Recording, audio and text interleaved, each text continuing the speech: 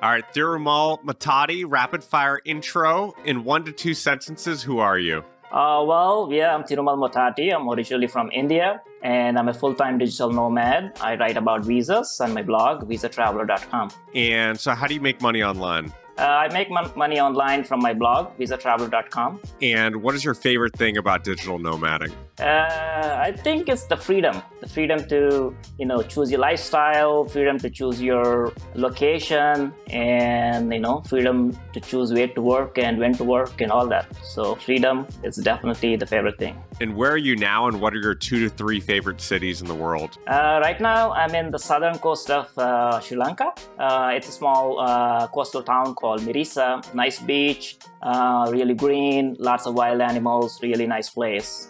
Favorite cities in the world, definitely Mexico City. I love that city. Dalat from Vietnam, that's another city, I really love it. I think Tbilisi is becoming my new favorite city too, but I have to go back and check it. But the month I spent there, it was really lovely. Great city. And what's your best concise advice for aspiring digital nomads?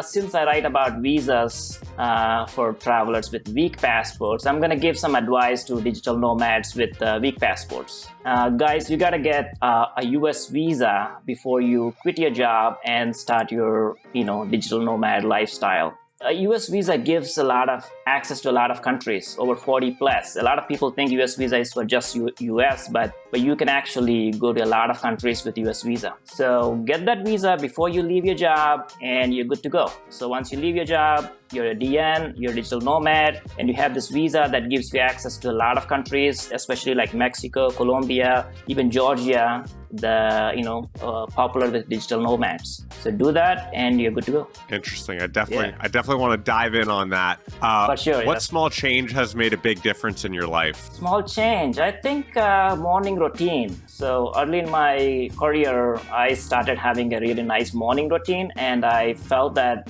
if I have a nice morning routine, it paved the way to a very productive day. So I've been doing that since like 25 years now, and it really helps. I mean, when I'm traveling, it's a little bit difficult to have a really nice morning, but when I'm in one place working, I try to get up in the morning, fix my bed, hit the bathroom, brush my teeth, do my meditation, eat a nice breakfast. That's it. That helps me have a nice productive day. And I think that's a real good change I made, and I'm very happy about that. And what is your favorite book? There's many, but I think I would say Siddhartha by Hermann Hesse. Yeah, it's a really simple, easy to read book, but I think it had a very good impact on me. I can't articulate like what exactly I grasped from that book, but I felt a little wiser after reading that book. So it's definitely my favorite book. And last one is, if you had 20 seconds to live, what message would you share with the world? Well, I say,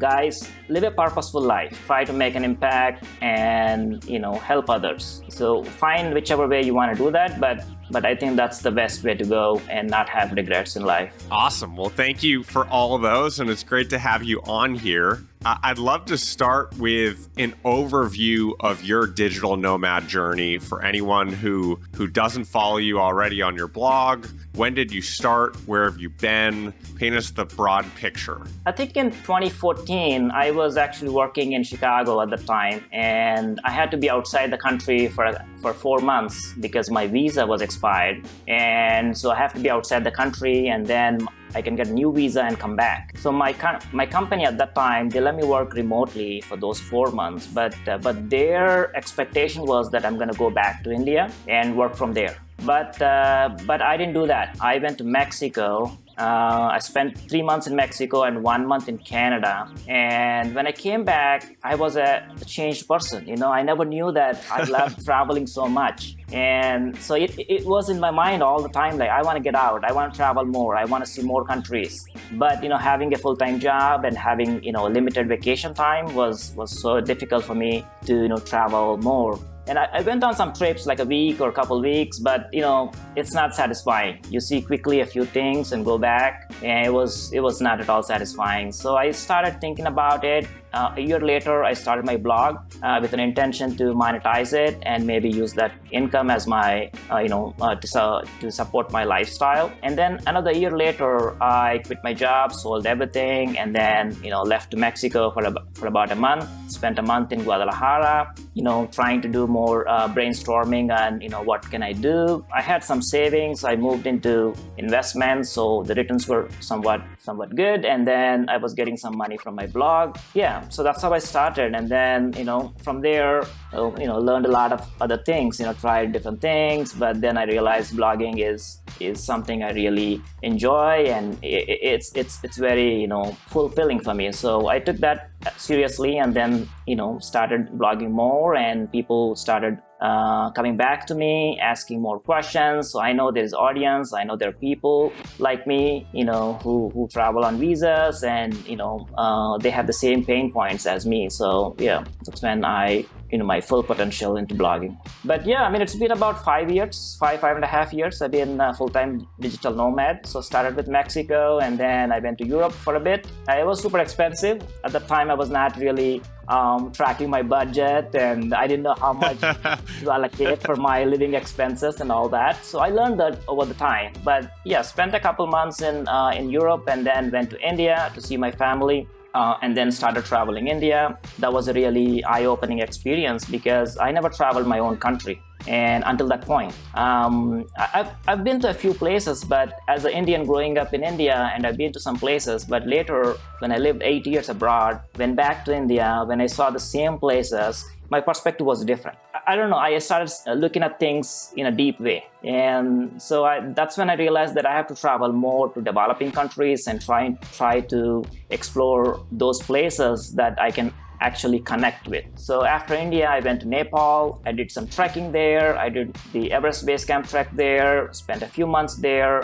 then went to Southeast Asia, then to Thailand, Cambodia, Vietnam, Malaysia, Philippines, and I think I went to Hong Kong as well, and then I went back to Mexico, spent a lot of time there, then Central America, Costa Rica, Nicaragua, Honduras, Salvador. Yeah, and then I came back here to Southeast Asia, traveled Myanmar. I think I traveled like 4 or 5 countries by land. It was pretty interesting. Also been to Bhutan. That was a really interesting experience. And then I got stuck in Vietnam. So almost 1.5 years there. But I'm glad I got stuck in Vietnam. It was really nice there, and I got to spend my time in my favorite city, The Lat. And so that kind of worked out. And about 3 or 4 months ago, I got out, went to Armenia, Georgia, and now I'm here in Sri Lanka. So, Awesome. Lots of countries in 5 years. That's I know. Quite the journey. Well, I would love to dive in to the aspect of traveling on a weaker passport. Obviously, it's something you have a blog on. You referenced it in the intro questions about strategizing, getting a U.S. visa first. Right. I have a U.S. passport. I'm admittedly fairly ignorant to that part of digital nomading. Yeah, I'd love to get more thoughts and to understand. You suggested getting U.S. visa first. Give me more of the crash course and the overview of that world and that side of digital nomading. Right.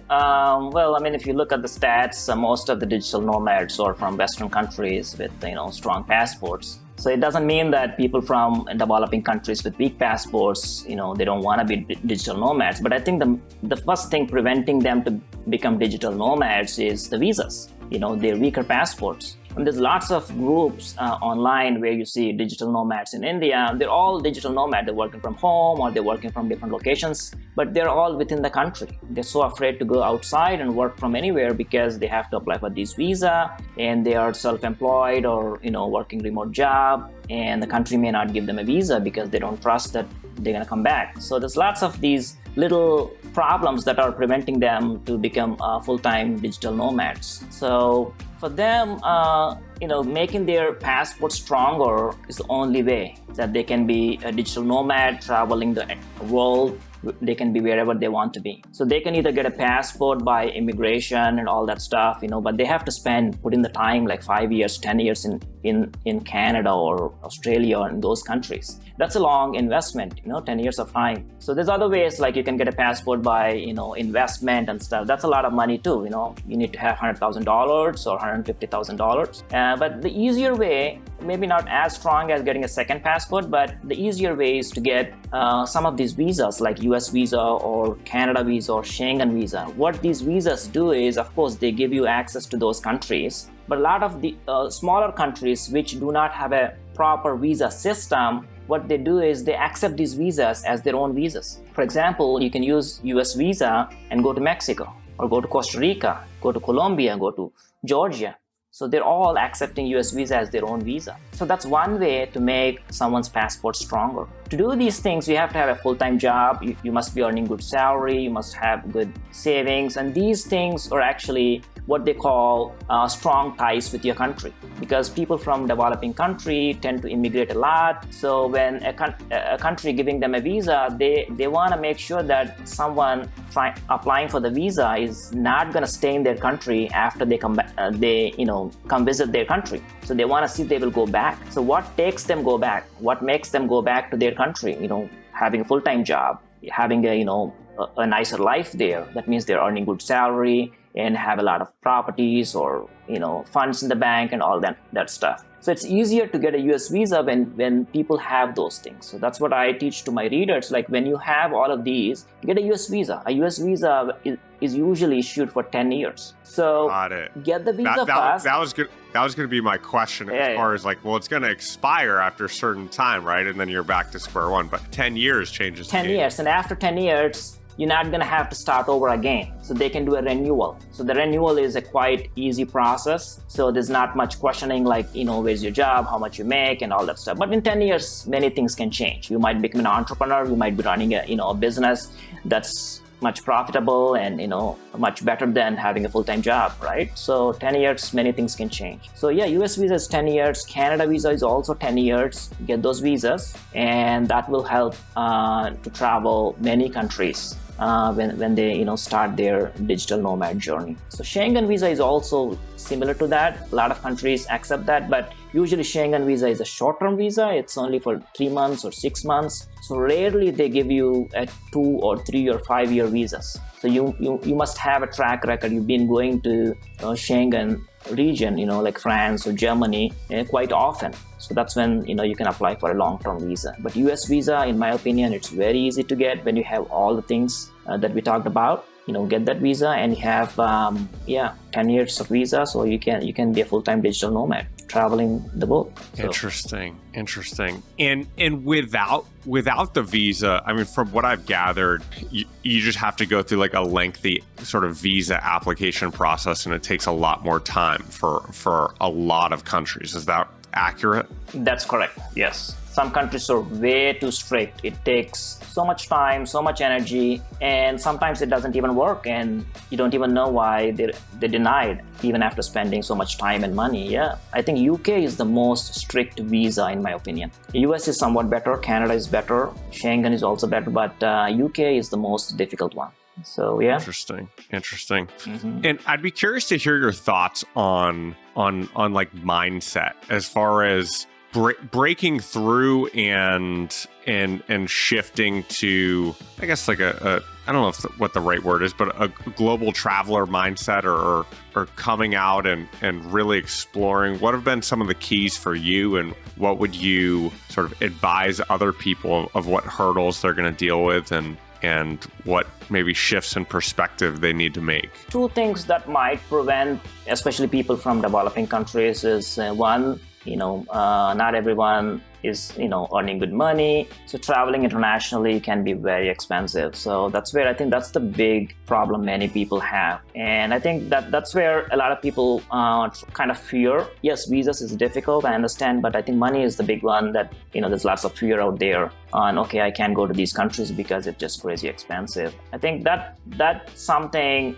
they have to travel and see. Actual travel is not that expensive. I mean, you've been traveling, I've been traveling. We know, you can travel within budget, mm-hmm. right? You can travel luxury if you want, if you're making tons of money, yes. But if you're making, very less money, and there's many ways to travel, stay in hostels, couch surfing, a lot of things. right? So I think it's important for people who really like traveling, but they're fearful that it can be expensive for them. I think they have to get out first, travel 1 or 2 countries and see what it's like to spend in these countries. Is it more expensive than their countries, or is it less expensive than their countries? If it's more expensive, how can they spend less? So there's a lot of people talking about this topic, but I think when it comes to experiencing this firsthand, they have to do it themselves. So I think that's the mindset. Try to have my readers and also try people from weaker passports to have that from developing countries. So build that mindset. Just go out there, try a few countries, see how they feel. And if it's still expensive for them and it's something that they can't do it, then it's okay. I mean, not everyone can afford it, but I think there's many ways to do that. So the second problem would be usually the visas, and we talked about it. There's many ways they can get a visa that will give them access to many countries. This is for digital nomads, but people who are having a full-time job, taking a vacation every 3 months or 6 months and going on an international trip, it's not that difficult at all. They have the money to pay, but they have a full-time job and they have enough savings, and they might probably have good, well-established life in their home country. So they can easily get a visa to any country they want to go. Right on. Mm-hmm. Well, I want to shift back. This is something that you said. I think it was either in your digital nomad overview or in the intro, which you referenced after spending, I think you said 8 years abroad and going back to India, your perspective on being there was very different. From the sounds of it, it both revealed how much you had changed and you're just looking at things from a different lens. And when you said that deeply resonated with me because I found similar things. I mean, not even for leaving as long, but going back to the US after nomading for even 9 months, I went back and I was like, whoa, it really snapped me out of the day-to-day incremental progress or incremental mindset changes. Mm-hmm. And I think when you go back to old environments and old places with a new perspective, it really shows how much you have shifted. Yeah, I wanted to highlight that because I think that's a really interesting point. And I'd love to get more of your thoughts around how different it felt when you went back for the first time. Well, I think the first thing is a cultural shock. Even though I come from India, and when I went back to my own culture, it felt different, because that 8 years in the US changed me a little bit. So first one was cultural shock. But I think at the same time, it gave me the opportunity to understand why is this culture different? What's different? And then I started looking these changes in a deeper way. But when I was in India, everything is the same. We go to some different states and the culture is slightly different, but you kind of don't pay attention to that. You try to live the way you are, even in that place. You spend like a week or so and you really don't care for that culture. But when I was in the US, and I also traveled when I was in the US, after 2014, when I went to Mexico, went back, I was still there for 2 more years. So I went to Chile, I went to, Colombia and a few countries like that. So that already put the seeds in me, the digital nomad seeds, I'm already looking at cultures in a more curious way. I'm already looking at it. So when I went back to India after my 8 years in the US, I not only lived abroad in the US, but I also traveled a few countries. So I think I took all that back to India. And when I started seeing my own Indian culture, language, and how people behave and stuff, it was very fascinating for me. And I was able to actually connect well in a much deeper way with the people there. So there was no shame in me. I was just very raw. So that's what I felt. So yeah, a lot of times people kind of thought I'm not Indian because my body language changed a little bit. And, since I lived in a cold place for so long, I looked a lot fairer. And so they thought like I'm not from there. But once they, got to know me that I'm from here, but I lived abroad, but I'm coming back. And so then they started opening up and we had some really nice conversations. And from that point till today, I encourage my readers and whoever I encounter on the road. I always tell them, like, travel changes you. So travel more. You become less judgmental. You become more connected to people, and people becomes a big part of travel. We go to places, yes, we go to nature, we do trekking, we go to beach, but I think people definitely are, I would say, the highlight of the travel. So if you connect with more people, especially local people, you understand that country in much better way. I like it. Yeah. Well, I want to shift a bit to your entrepreneurial journey and talk about your blog. I'd love to hear, I think about, just the journey and what you've learned from starting and building up your blog, and what some of the key lessons have been, especially sharing from the perspective of, someone who's listening who's might be interested in starting a blog or might be really early in their blogging journey. In 2014, like I said, when I left US and went to Mexico, I spent 3 months in Mexico and 1 month in Canada, but I had to get my Mexico and Canada visas before I even left US. So that's when I realized how painful it is to apply for these visas. And I had to submit a lot of documents and a lot of questions. See, my idea was to go to Puerto Vallarta. Initially, when I went to Mexico, I was like, I'm going to just go to Puerto Vallarta because one of my friends recommended. When I went to the consulate, the lady there, she said, why are you going to Puerto Vallarta? Everyone goes to Cancun. I had no answer.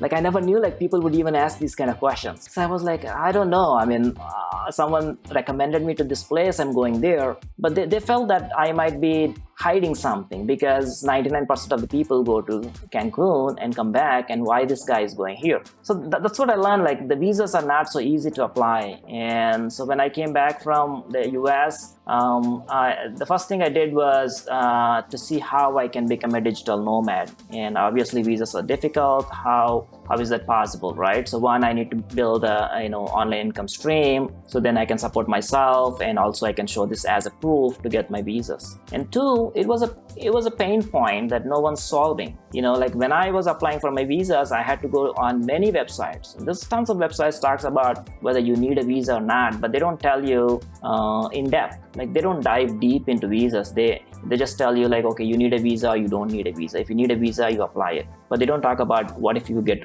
denied. How can you convince to get the visa? Or if you got denied, how do you even analyze what went wrong, and how can you fix those things? And the US visa thing I talked about, like, if you have this visa, I don't really need to go through the entire visa application process. I can just use my US visa to go. So these are the things I've seen no one's talking about, and I've seen there is an opportunity for me to actually start talking about this stuff. So that's how the blog was born. So after I came back to the US, after a year or so, I launched my blog, started writing content on the weekends, and after I come back home from work. And that's how it was born. But I made a lot of mistakes, frankly speaking.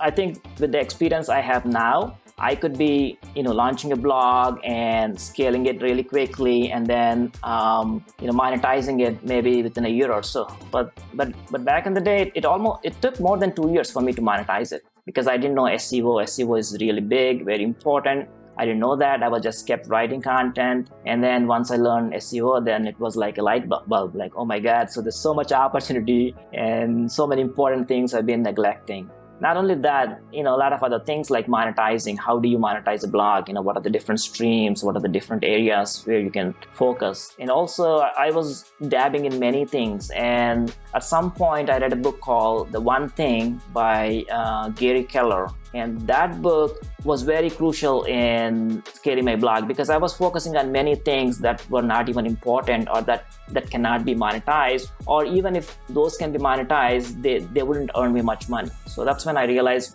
what's that one thing that's earning me more money, and what is that topic that people resonate with, and what kind of audience that come back to me. So then I started focusing on only those. So that's when I was able to really build the blog, to the level it is right now, and make a full-time income from it. And what are some of your favorite learning resources or thought leaders in the blogging and SEO spaces that have helped you and would help other people? Blogging in general, I think Nomadic Matt, and I used to like his website, his content for travel itself. Always used his website for how to budget my travel and stuff. And then a couple times I see him talking on his book tours and stuff, and I got some inputs from him, and I think that helped me to actually get into blogging. And blogging can be made into a full-time income, and you can actually support your lifestyle from that. I didn't know that before. So I think Nomadic Matt,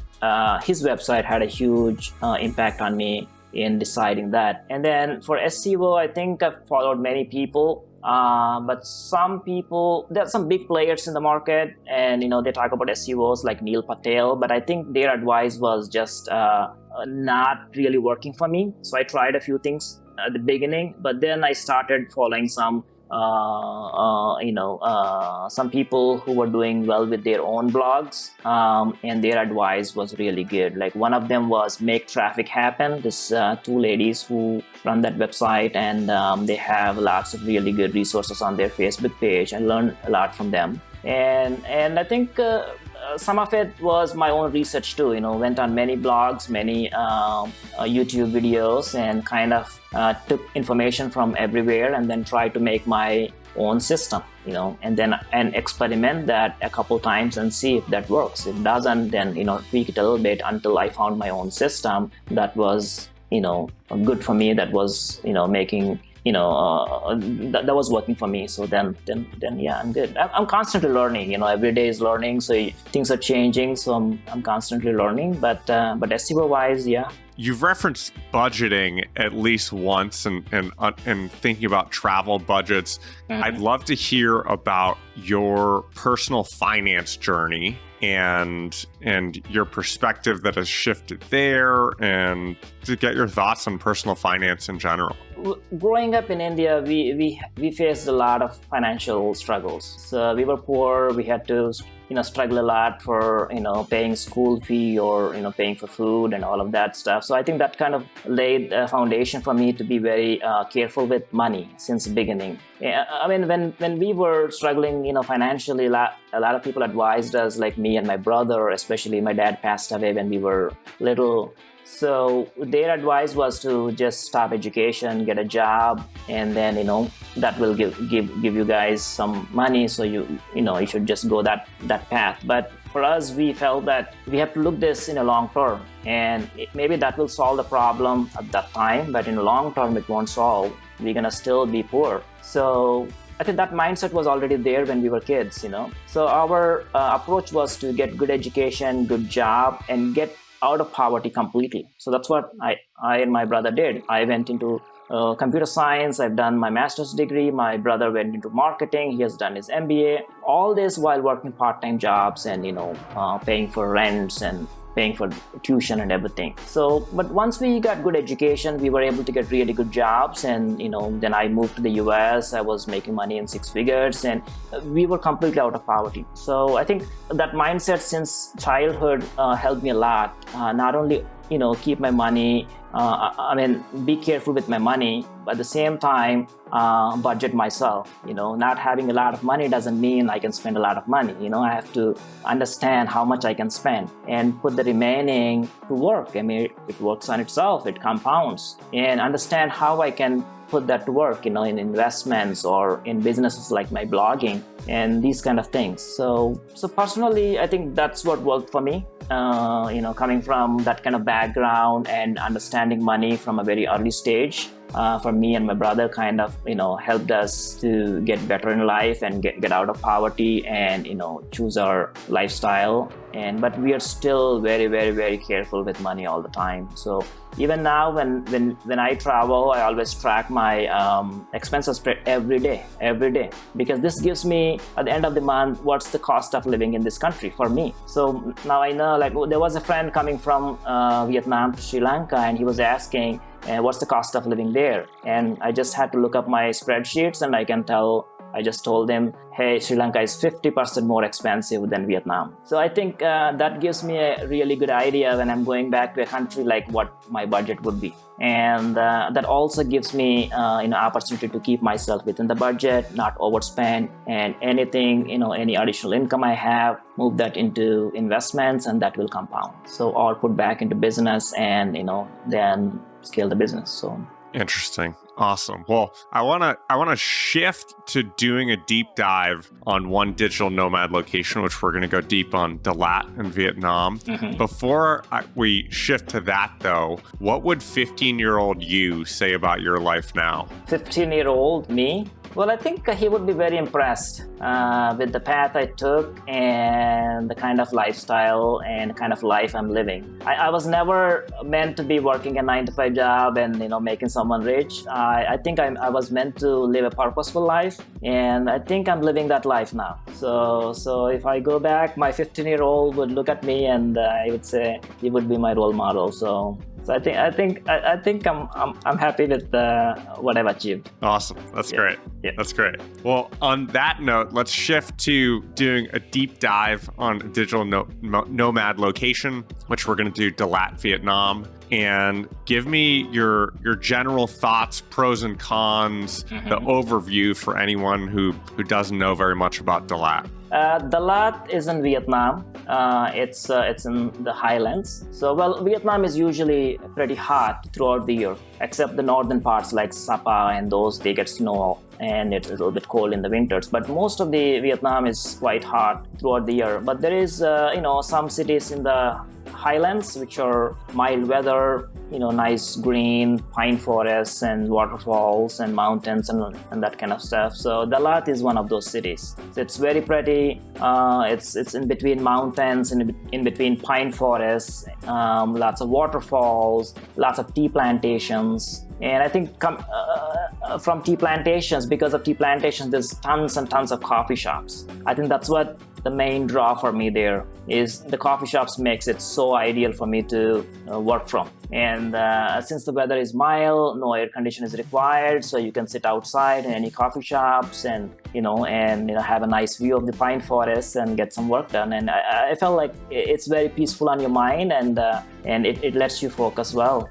And it's a very pretty city. But for Vietnamese locals, it's more like hill station. So they go on to Dalat for vacations when it's too hot in their own cities. But when international travelers going there, they pass through Dalat, a few things to see and do in Dalat, so they kind of pass through. But very few people stay longer there. And I was one of those guys, who went back to Dalat, to make it as my second home. I kept going back there every year and, spent 3 months at a time. Nice. You said a lot of positive things. Any big cons about Dalat? Well, it can get really crowded certain Vietnamese holiday times, especially the center of the city. It gets really busy, really crowded. So what I did during those times is just stay home and continue working. But it can irritate some people if they don't like crowds. It's only a few times a year that can happen. And there's not a big digital nomad community in Dalat. Like if you're really looking to connect with other digital nomads, there's not many people. People come and go. They spend a month or so, but the big communities are in Da Nang. Big communities are in Ho Chi Minh City. They have better infrastructure, lots of co-working spaces, a lot of networking events. So many people, are in those cities. I've been there. I spent some months in those cities as well. It's really good for them. But Dalat itself doesn't have a big digital nomad community. So networking-wise or connecting with other digital nomad communities, it is not going to be a great city. And how is the Wi-Fi there, both on the speed side of things and reliability and cutouts and downtime? I haven't seen any downtimes there. There were downtimes for the entire country because I think the sharks ate the underwater cable and there was a big incident. So Sounds like a movie. Yeah, it was all over the news, but they fixed it in 1-2 days. It's not just the Dalat problem, it was the entire Vietnam problem at the time. But But in general, I haven't seen any downtimes in Dalat. The internet is quite fast, about 30 megs up and down. I've seen pretty much every place has Wi-Fi. Coffee shops, restaurants, apartments. Even you go get a photocopy at a photocopy place, they have Wi-Fi. So it's just everywhere. So Wi-Fi is not a problem at all. Speeds is not a problem at all. It's very reliable. But downtime, there was one incident when I was there. I think that was because of the shark attack. Got it. Yeah. And from a cost of living breakdown, apartments, food, other things, how would you compare cost of living there to other places? Vietnam itself is quite cheap. If you live frugally, you can live for about $500 a month, in my opinion. So Dalat is no exception. Same thing. Studio apartments will start from $250 a month, $250 a month. You might need a scooter there, so scooter rental probably $50 a month. If you want to buy a used scooter, it'll cost you about $250 one time. Food, maybe between $2 to $5, depending on whether you're gonna, whether you're eating in local restaurants or in a Western restaurant. Most of the places there, they include all the utilities. So if you're renting an apartment for, say, month by month, and you'll pay rent, that's all. So that includes electricity, Wi-Fi, water, and all of that. Very, very few places I've seen they charge for one of these. So I think that also helps a lot. And two, since it's mild weather, you don't need air condition, so your electricity bill is never really that much. So they always include that in the rent. So usually $250 per month for studio apartments, around $50 per month for scooter, maybe $2 to $5 for food. Yeah, per meal, I mean. Got it. And you talked about the weather being it as being a mild place. What ballpark, what temperatures are we talking about, and what are best and worst months to visit? I'm going to give the temperatures in Celsius. I've forgotten that's Fahrenheit. Fine. I'll try to do a rough conversion over here for any Fahrenheit listeners. So I think usually it's between 10 and 25. So during the day, it can get to 25. So 25, I think, is like 65, 17 Fahrenheit, something like that. But 25 degrees Celsius. I think it's going to be higher. I think 25. I think 25 is like high 70s. Okay. All right, so that's nice weather. I think. That's nice weather. Yeah, very nice. Yeah, and in the evenings and early mornings, it's a little bit chilly. So it can drop down to 15. So in the wintertime, it will drop down to 10. So it can be quite chilly. You're outside, you can wear shorts and, do your, day activities. But in the evening, it gets chilly. So you got to pack a small jacket, take it out, put it on, and you're good to go. But if you're going out in the night, for a bar or something, you got to, wear pants and have a light jacket. Yeah. And people can check me in the comments section, but I think 15 is going to put you somewhere around 60, and 10 is going to put you around 50, I think. Yeah, it can get quite chilly. But it's good in one way because you can have all these nice soups, and there's lots of street food, which is, hot, and you can have all those as snacks, and you can have hot chocolate and all that stuff. This is stuff that you can enjoy when the weather is cool. You like it? Yeah, I like it. You enjoy the little cold difference? Yeah, I do. I think best months to travel, best months to visit Dalat, if I remember correctly, I think between May and September. That's when the weather is nice. There are some months it actually rains a lot. I think those months it's not raining and it's not that cold. So I think between May and September is nice. And then nightlife, what's the nightlife scene there? There is good nightlife. There's quite a few bars, pubs. I don't know if there are any nightclubs there, but lots of good bars and lots of sports bars. If you like, if you're into sports. Well, the city is actually divided into wards. Ward, W-A-R-D, ward, like Ward 1, Ward 2, Ward 3, like that. So Ward 1 and 2 is like the center of the city, and that's where a lot of businesses are. A lot of restaurants and bars and pubs and all of those. So for nightlife, you might want to go to the center of the city. But if you live a little away from the city in the hills, you might need a scooter to go there. But nightlife is really good. Yes. And then your answer is a good segue into the next question, which is like best neighborhoods to live in, and how do you book housing there? Like I mentioned, the city is divided into these wards. 1 and 2 is like the center. That's where the market is, all lots of businesses. It can get really busy. I lived in the center of the city too. It can get really busy. But you have access to everything really close. Like you don't drive a scooter or you don't want to have a scooter, then you can, stay in the center. But if you have a scooter and if you know how to drive it, probably going to other wards. There are wards from 1 to 12. So 3, 4, 5, they go around it. So yeah, you're going more into the hills now, and the views are nice. It's more peaceful there, but you might want to, get a scooter to go to the center to buy groceries or, things like that. There are little markets here and there you can buy wherever you're staying. But if you want some big stuff, you got to go to the only supermarket. That's the big supermarket that's in the center. So you need a scooter. But housing wise, the best way to find housing in Dalat or in Vietnam is through Facebook groups. There's lots of Facebook groups for every city.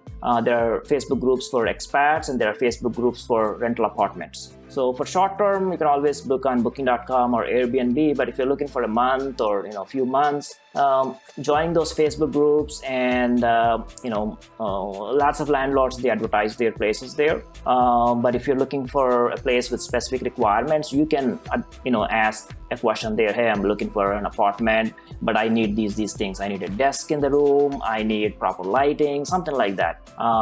There's some teachers, who are teaching English or something. They want something like that. They want a desk inside, and they want proper lighting so they can, do video calls with their students.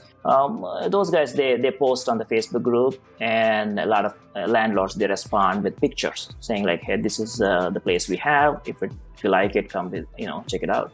There is a Facebook group called Dalat Expats, and there's also a Facebook group called Dalat, I think, Rentals and Apartments, something like that. Awesome. Mm-hmm. Those are key tips there. Appreciate those. Yeah. Sure. And anything else to add for people who are thinking about Dalat, or maybe even just Vietnam in general? Right now, I don't know. The borders are closed. We don't know when they're going to open, and what kind of visas they're going to have after. But in the past, they had 3-month tourist visas for most of the nationalities. And for Americans especially, they had 1-year visas. So it was easy for Americans, and pretty much everyone can go there and spend 3 months easily on a tourist visa. So that was the big draw for people visiting digital nomads going to Vietnam. And second, I think the cost of living. It was not expensive at all. Like I said, within $500 a month, you can easily manage. For people looking for mild weather, they don't want to be in hot weather, and they like nature, and especially coffee shops. I really enjoy coffee shops. Going to a coffee shop, get a coffee, open up my laptop, and get some work done.